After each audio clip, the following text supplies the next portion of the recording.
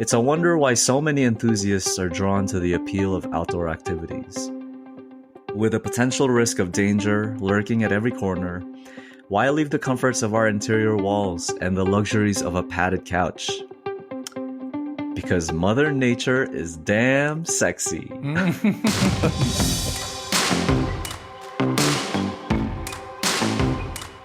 What do you do when you come out as LGBTQ and love the outdoors? What do you do when you see the outdoor space ruled by older white cis men and desire a diverse community of outdoor lovers? Accept it, change it, create it. I am Justin Yoder, and this is LGBT Outdoors. What's up, everyone? I'm Justin Yoder, the host of the podcast, and I'm so glad that you're tuning in with us again. We have a special episode this week called Campfire Conversations.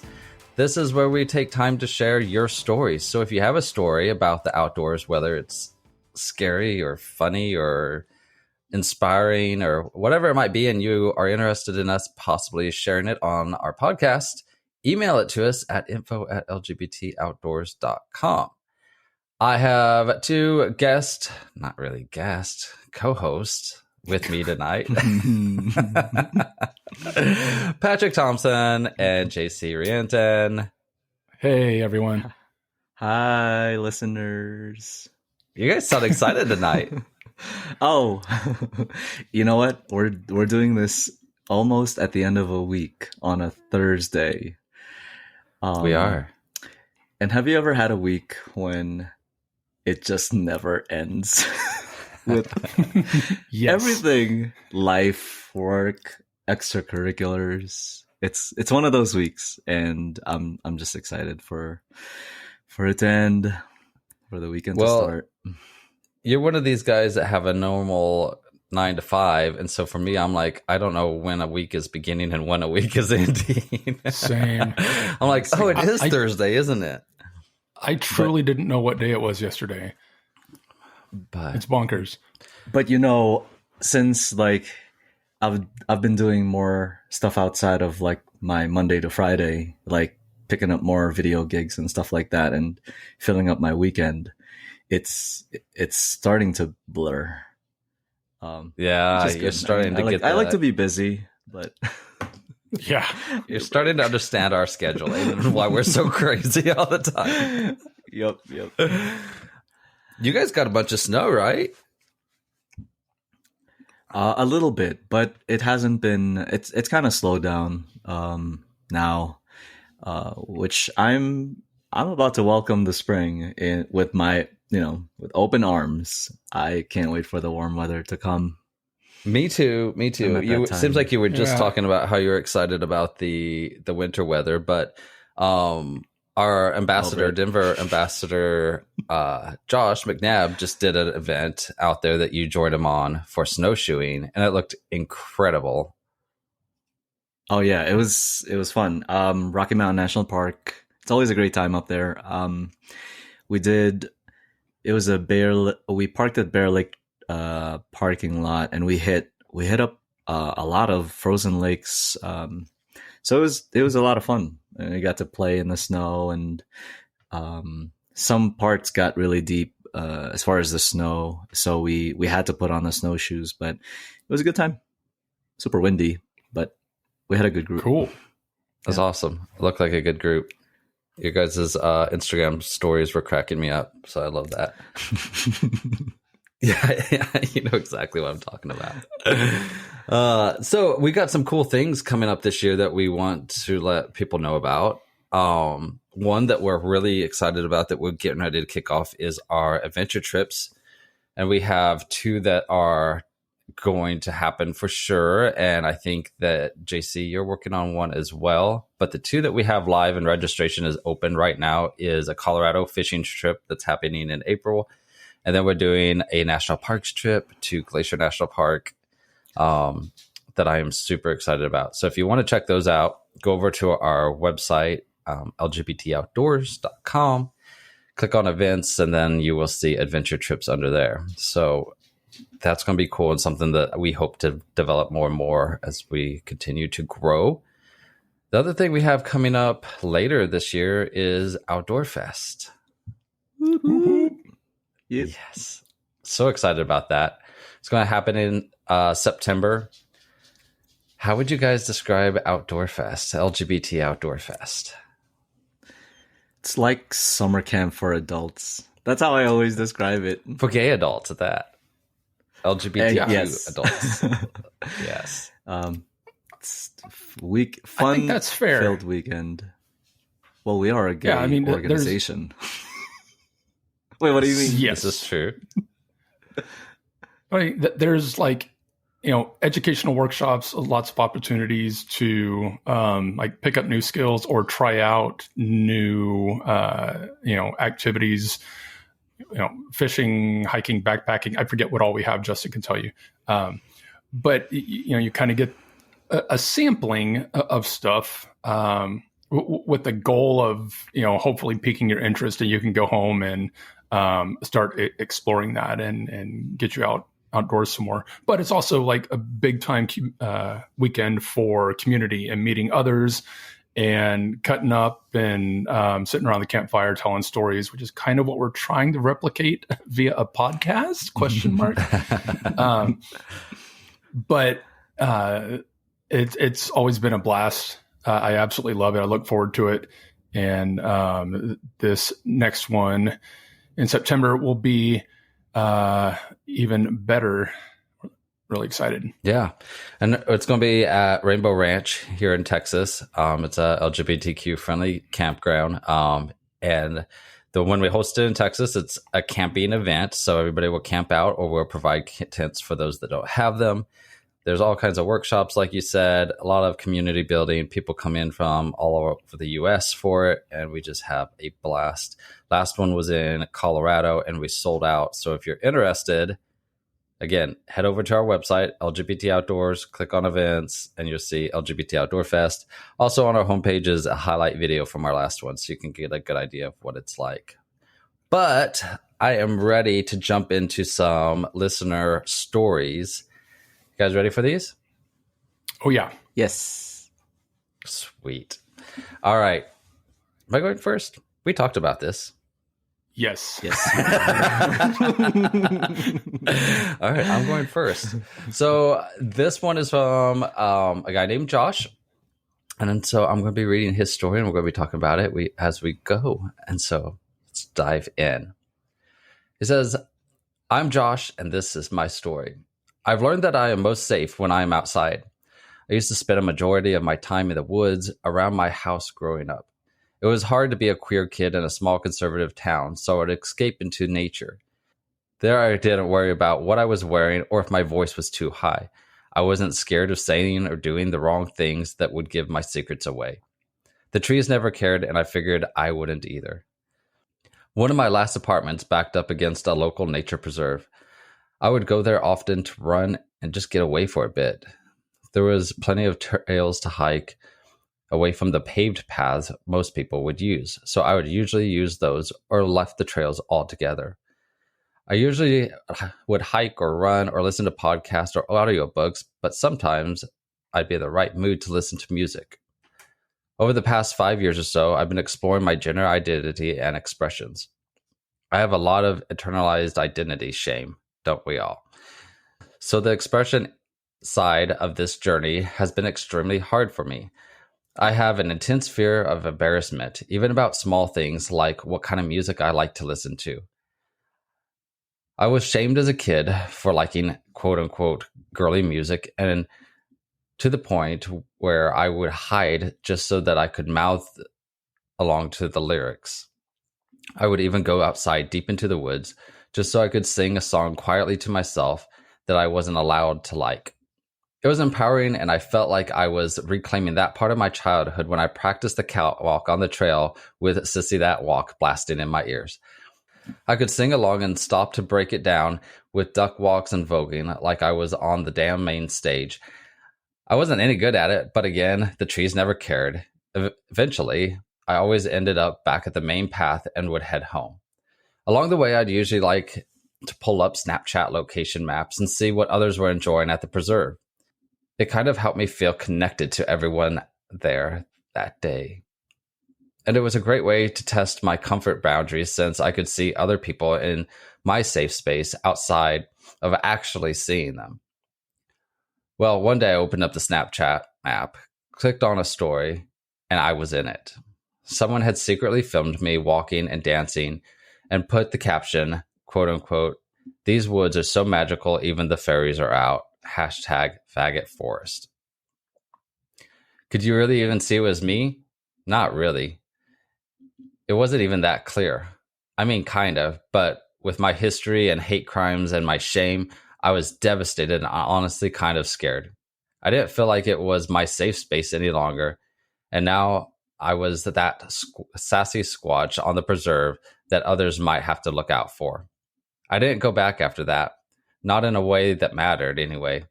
It has been years and I've worked through it, but it really set me back. Josh. Dang. Oh, that was the end of it? Yeah. Yes. That's how he left it. I do know Josh, and so I my understanding is he still does enjoy nature and getting out there. But I feel like this is such a powerful story to share, a big part of what we do. You know, a lot of people that are part of our events and everything might not even think about this aspect of it, about the safety and how it can be a hard place for a lot of people. But I think that a big part of what LGBT Outdoors does is try to make the outdoors a safer place for people. Like one thing that Josh said a couple of times is the trees don't care. And I thought that was a really kind of poetic thing to notice, is that, you know, the trees don't care. And we get to go and hang out in nature and do our thing, ideally being who we are, being authentic. And some clown had to take a good bit of effort to try to embarrass Josh. Like that was, you know, aggressive intent, you know, to poke fun, to attack, to belittle somebody with whom, you know, he's never come in contact with. He doesn't know Josh. Josh doesn't know him. Yeah. And it just boggles my mind that somebody would go to that extreme of trying to publicly shame somebody.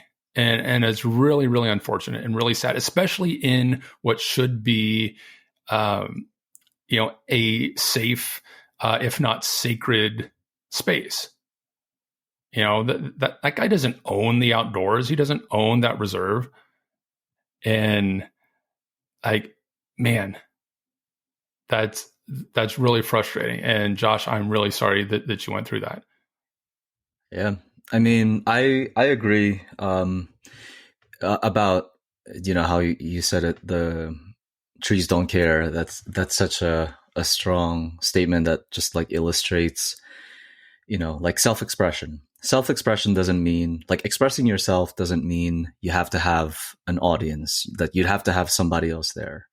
You know, as gay people, we go through a lot internally of trying to keep in who we are for a long time, whether, you know, we know it or not. But during that time, before you can actually, you know, finally say like, oh, this is who I am and I'm going to embrace who I am. It's, you know, it's a very liberating feeling to be able to express yourself however you want to, and nobody has to be there to witness it. It's just you being free. And yeah, you know, on the sad thing about it is this is the story that we're hearing from someone who we know. But think about like just all the stories that have not been heard of people feeling humiliated or embarrassed when they shouldn't be, because at the end of the day, we're all just, you know, living our truth. without hurting other people the way that other person kind of hurt and probably didn't think that it was a big deal. Yeah. Well, Yeah, and it's like sad. the thing is that not everybody has the luxury of living their truth. True. Yeah, that's very true. Like some people live in circumstances where like their well-being, if not their lives, are literally on the line, and they cannot be authentic. They've got to put on, the straight mask, facade or whatever it is, and pretend. And my heart breaks for that, and that there is a society that keeps them, under wraps. Yeah. And I mean, that's kind of what I was thinking too. Like, how many people are being robbed from the outdoor experience because they're afraid something like this might happen to them?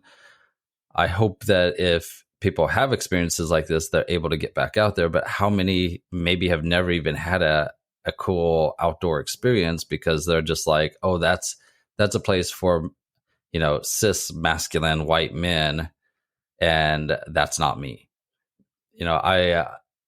I love that our group is so diverse, and people feel, especially on our local chapter events, that they can just be who they are and have fun and cut loose. And it's a great place to be able to get connected to the outdoors because you're in a safe group. But obviously, we don't have groups every single place across the U.S. yet to be able to create those. But I want people to be able to have the freedom to be able to experience the outdoors for so many different reasons: the health benefits, the beauty, the joy.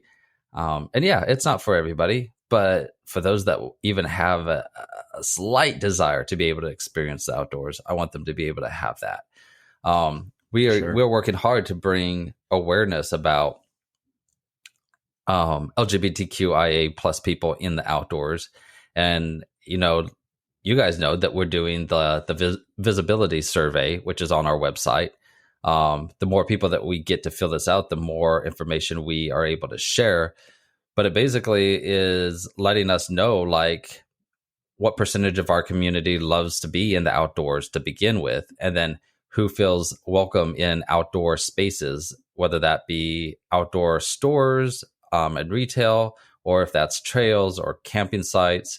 How many have faced discrimination in these places? And this is information that, we're not doing it extremely scientific, but there's nothing out there on this right now to show any stats. So I think this is a great place to start, to be able to show, especially the corporate world, like, look, our community wants a seat at the table, and our community does love the outdoors, and we aren't going to let people chase us away from it. Yeah. So if people are listening and they want to help us with that, again, go to the website. It's in the menu, the visibility survey, LOVES for short, which stands for LGBT Outdoors Visibility Survey. And the more information that we can gather, the more that we can take it to companies and be able to show them, like, look, we're here. All right. So that was a little bit of a heavier one. Not all of our stories are heavy. But it's important. It is important. It is very important. Oh, totally important. Like, I remember, like, it wasn't in the outdoors. It was up in my room when I was growing up. I remember going up into my room and, like, dancing. I didn't know what dancing was. I was just like, I just feel like doing the thing to this music, which was more often than not Andrew Lloyd Webber's Starlight Express. So if we weren't aware that I was gay yet, looking backwards, but it's fine.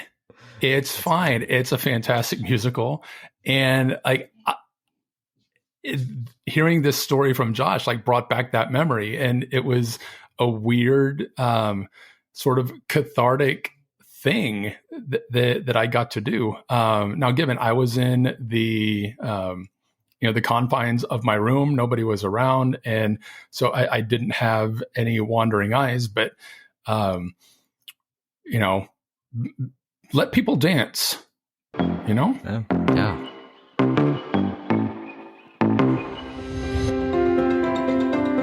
Winnebago Industries is a leading U.S. manufacturer of outdoor lifestyle products. Their goal is to help their customer from glamping enthusiasts to off-road explorers embrace the outdoors through one of their recreational vehicles, powerboats, or pontoons.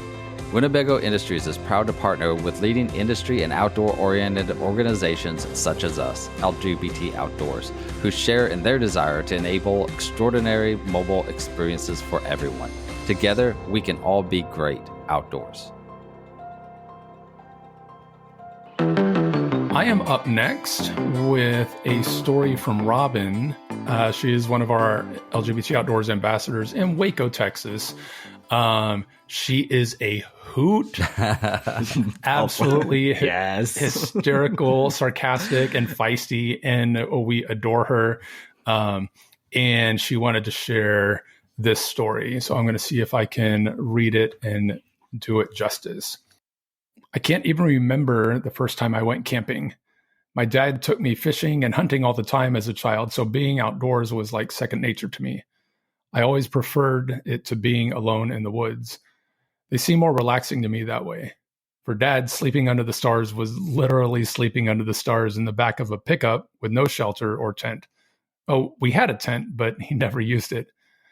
Probably because it was made in the 70s and was convoluted to set up. And then I had a brother-in-law show me how to really camp. He took me all over Texas camping at state parks.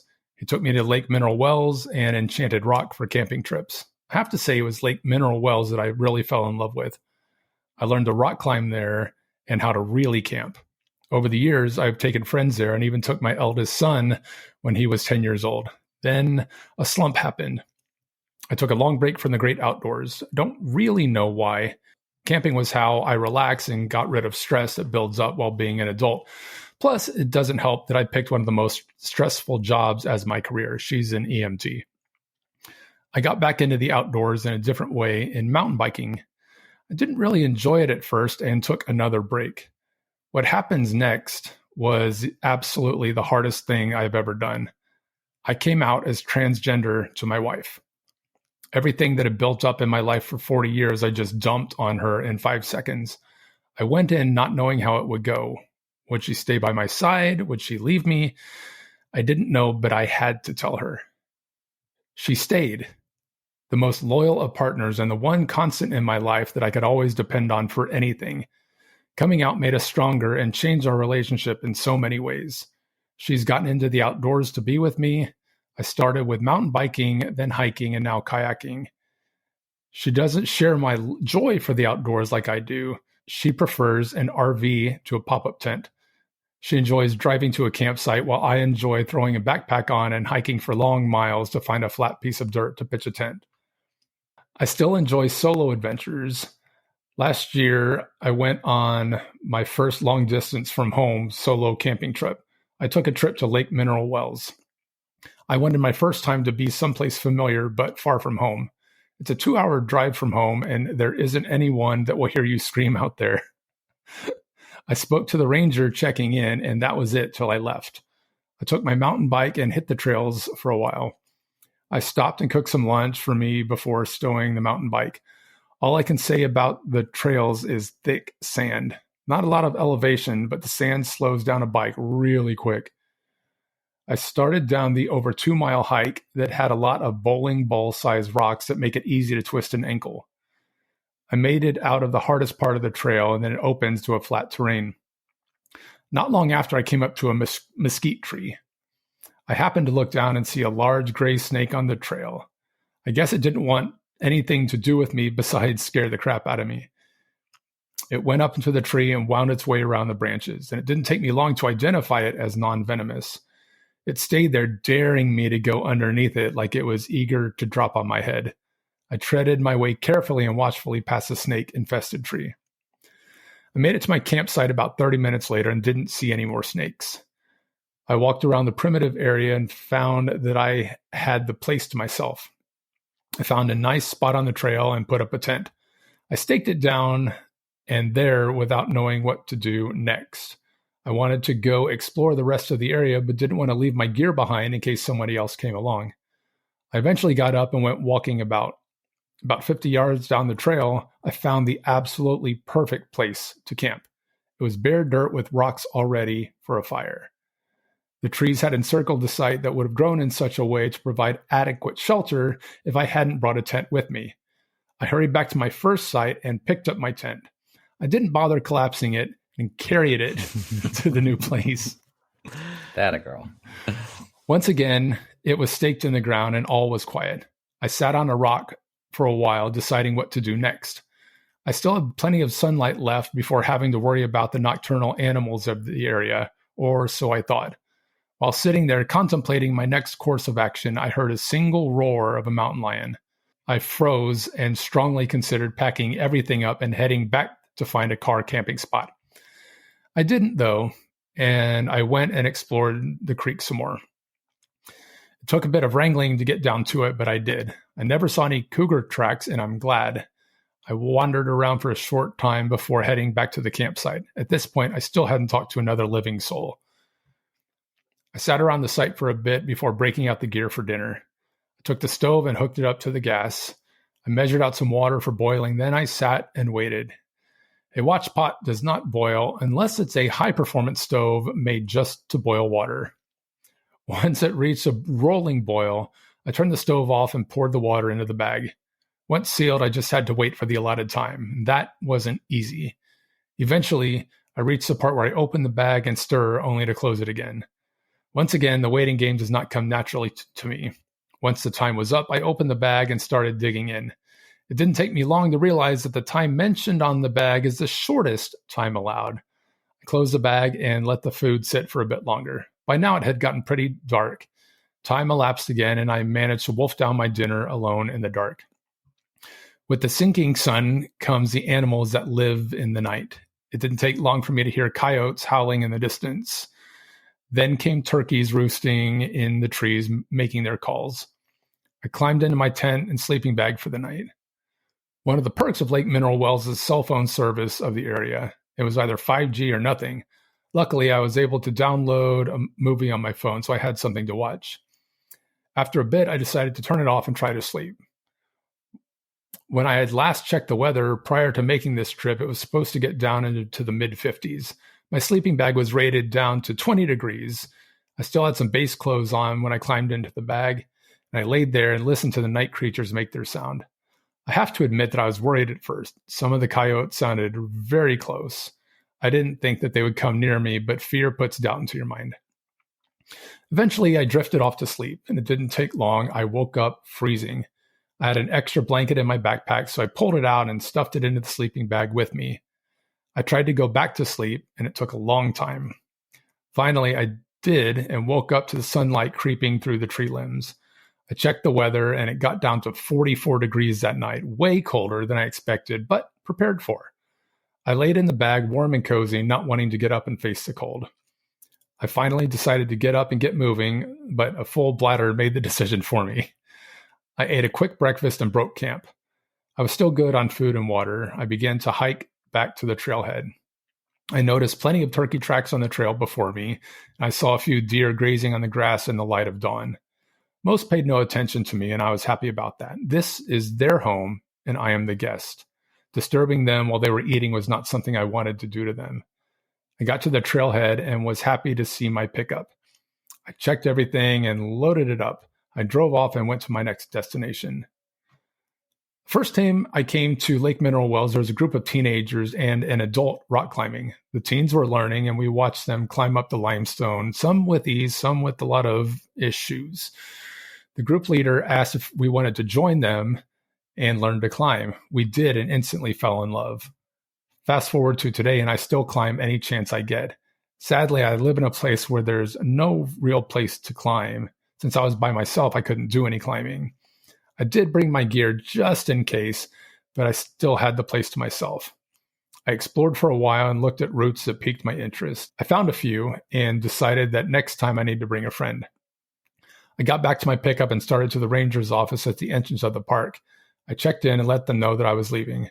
This was the first person I had spoken to since I arrived at the park. I saw a few others hiking and walking around, but never got close enough to say hello. It does come in handy coming on a weekday. I hit the road and started home. I stopped by Starbucks because, of course, and got something for the road. I decided on the way home that next time I will bring a friend, but definitely next time I will continue to do solo hikes and solo camping. I enjoyed the time alone and felt like I managed to prove to myself that I could do this. Granted, it was only for one night, but it was a good test run. Next time will be longer and I'll be ready for it. Thank you, Robin, for sharing that. That was nice. That's cool. There's two things that really jump out to me with her story that I love. One, hearing about, her transition, she, before transitioning, got into the outdoors in this spot in Mineral Wells. And then after transitioning and her wife becoming okay with who she was and everything, she went back to that spot. And I think that that's really cool and had to be a pretty powerful moment for her, I would think. And the other thing that I love about it is that she wasn't afraid to get out there by herself. I think so many times we're good at making excuses of why we don't go and get outdoors. And I think one of the big ones is we're wanting friends and people to go with, which is great and everything. But I think it's also cool just to get out there by yourself sometimes. And I love that she's not afraid to do that. Well, it's a safety net. Like, what if I don't know how to put the tent up? Or, there's a lot of things where it's just, aside from potential safety issues, like it is nice to have, somebody around. It's definitely a different experience when you go by yourself. I feel like it's more risky, but at the same time, you get that time. You get some alone time to just kind of reflect on things, like not have to worry too much about making sure everyone's, having a good time and everyone's safe. It's just kind of you. I've done a lot of solo hikes and I don't remember doing any solo camping. But yeah, it's just a different experience. What I was when I was kind of listening to her story, I can't help but make parallels to some of what we've heard from Sam and Justine with kind of how, you have to face the truth with who you are as a person. And it's such a gift to know that, it was an unintended kind of test of each other's love.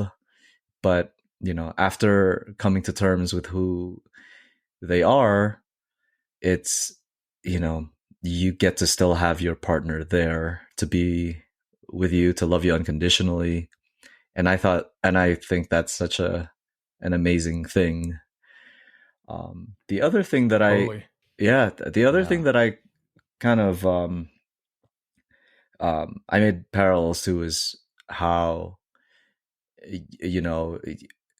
kind of like with Josh, with like being in the outdoors in the beginning, and then somehow you just kind of lose that connection with the outdoors, and how it has a way of pulling you back. Speaks to how just like nature has like that healing that, you just go back to it, and I don't know. I love that part of it too. And I'm glad that she came back. Yeah. Yeah, Robin did. definitely. Yeah. And reading this story and having the honor of knowing her for a little while, so brave.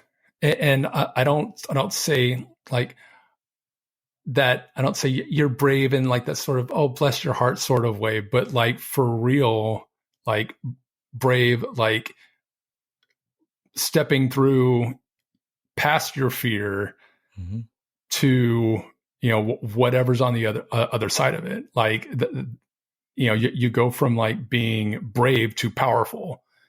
And that's kind of what I got out of this. Like, she's just I mean, so strong. Yeah. Question, like Justin coming from Missouri, JC being up in Colorado. When I said the word coyote, is that how y'all pronounce it? Oh no. Or do you say coyote? Coyote. Yeah. I say coyote. I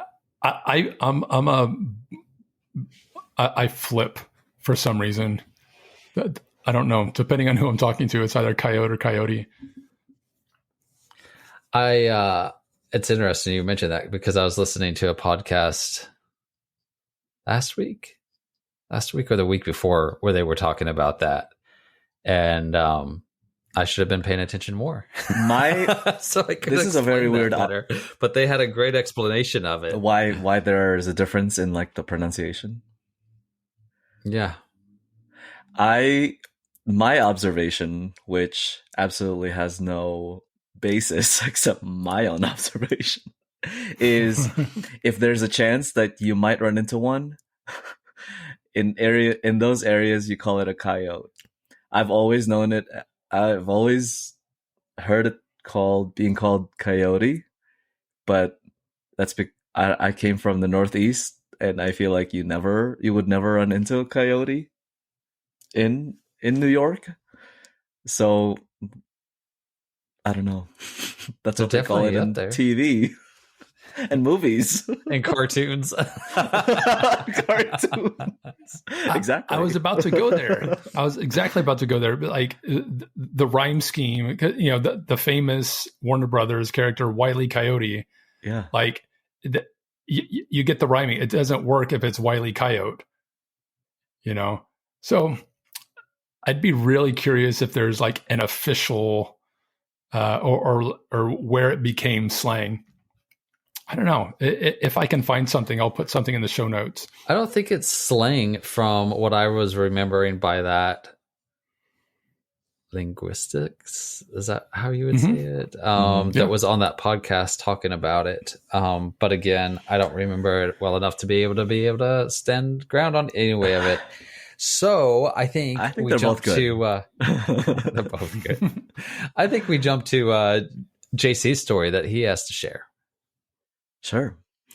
All right, so it's my turn.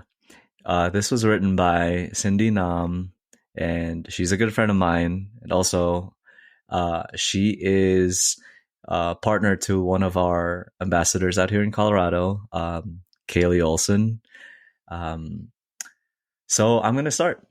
This doesn't have a title, just like how all of ours didn't, but I'll just go ahead with it. All right.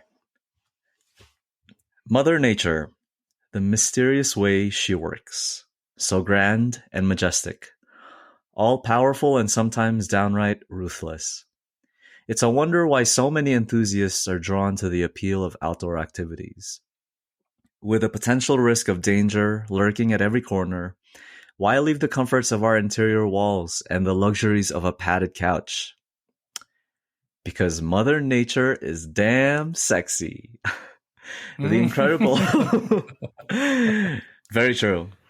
The incredible worldviews and hard lessons learned along the way are well worth the journey. My journey started with chronic loneliness and depression. I casually dated for years without much success, and no amount of Tinder swiping could fill the void. I filled my time with little hobbies and gatherings, trying to find myself and my life purpose after graduating college. I would often come home to an empty apartment and contemplate the life choices that brought me there.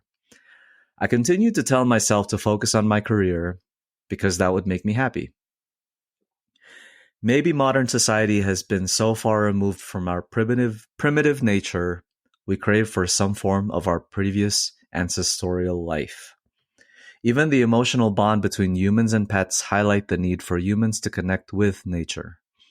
There is something very satisfying about gathering around the warmth of a nice campfire to share stories and cook a nice meal.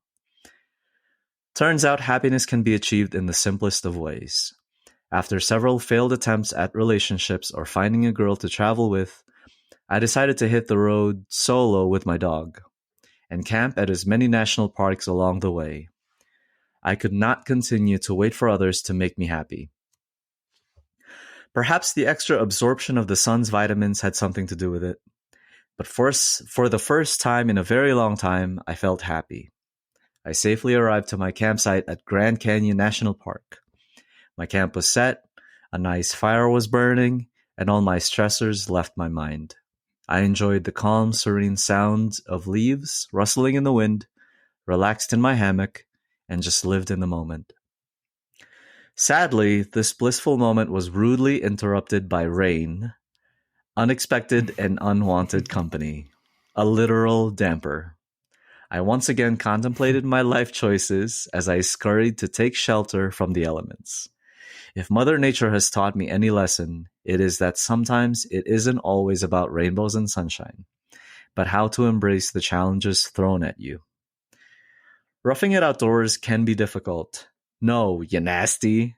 Not that kind of roughing. Oh my God, I love her. But the overcoming of challenges after stripping all the luxuries of normal life. The creativity needed to solve our problems is often what makes the overall experience rewarding. It is similar to the sense of accomplishment you feel after reaching a very difficult mountain summit after many struggling miles. Once you reach the top, you are rewarded with out-of-this-world views. Views that reach deep into your soul and strike you with awe. Views that can only be experienced and not described. It makes every hard step, every deep breath, and every bead of sweat worth it. Much like hiking and camping, I wonder if it is the hardships and challenges faced in life that makes the outcome of living that much more worthy and rewarding. I have since found a wonderful partner who adventures with me, without experiencing the feeling of chronic loneliness and going through the difficult journey of coming out. Maybe finding love would not have been as rewarding. Anyway, I encourage everyone to take a break from all the technology and go outside to detox from the modern world. Slow down and take a walk. Water your plants and show your pets some love. Reconnect with nature for a moment your mind, body, and soul desperately needs. That was it. That was great. I love that. Thank you for sending that in. Beautiful. That was so great. And if that's not like a billboard for exploring the outdoors, I don't know what is. Like that's just like the perfect little trailer, I guess, for like perfect little advertisement. Really cool.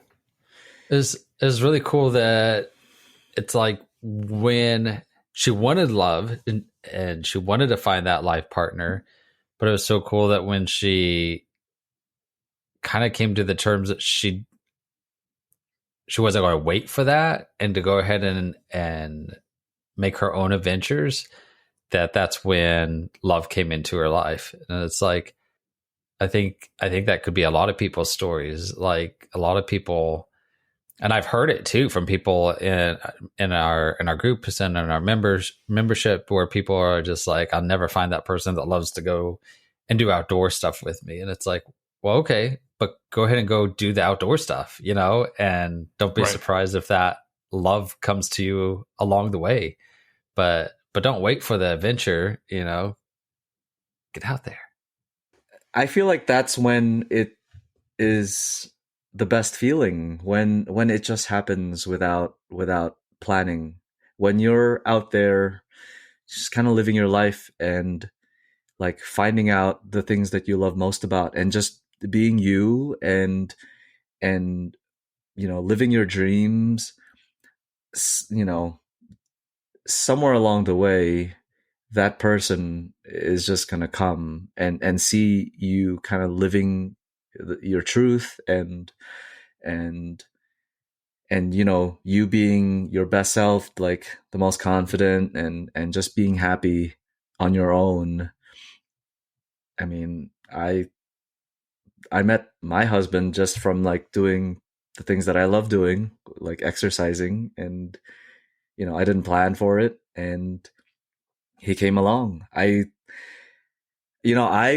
Her story, like, to me, it spoke to me because, there's like this whole, I guess, like, there's this whole debate about like how life would be if like you never like died, and how would that be if like we lived forever. I feel like death gives life meaning. So like to tie that into this, it's like the reason why so many things feel great is because you worked hard for it. Like it is rewarding because of the challenges. Like it means more because you put in effort for things, for those things. And yeah, it's true. Like 14ers are not easy. You're kind of like most of the time you're just kind of like, are we there yet? Like, what did I do to myself? and then you get a reminder at the very top of the reasons why you wanted to do it, because there's just no way you can get those amazing epic 360 views of the mountains unless you put in the work, unless you wake up at 3 a.m. in the morning and beat the rush and get to the parking lot, and then to have friends that understand that and take on that challenge with you and get to the top. It's a surreal experience, and I would do it again.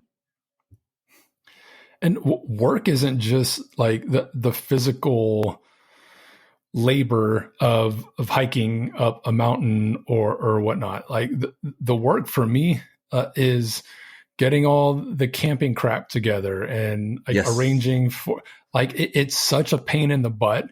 And like being 100% honest, that keeps me from like just jumping and wanting to go and do more camping stuff.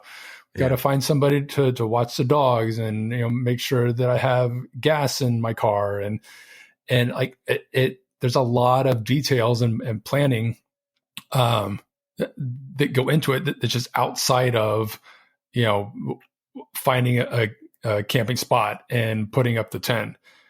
But 100% of the time when I do that, even if it's like a fishing trip, like it's always just like, oh, I'm so glad I did this. Mm-hmm. So glad I did this. And I just need to get over myself about like all that pre-work stuff. As Justin rolls his eyes and nods his head knowingly. About damn time, he's thinking. These were great stories. I enjoyed them, and I think that there's a lot that we can pull from them. And I hope that all of our listeners pull maybe the same things we did or something new or different from each one. But hopefully they inspired and encouraged everybody to get outside. That's for sure. And if any of our listeners do have a campfire conversation story that they would like to share with us and we possibly share on the podcast, email it to us at info@lgbtoutdoors.com, because we would love to be able to get those. And these can be all kinds of stories, Maybe you ran into Bigfoot, or maybe you had a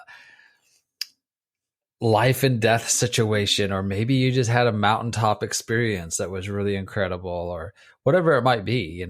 We want to hear them all. Send them to us so we can check them out. It's a great resource, our website, to find out what's going on in your area. We're looking for new ambassadors. We have the visibility survey going on. We would love some sponsors for LGBT Outdoor Fest.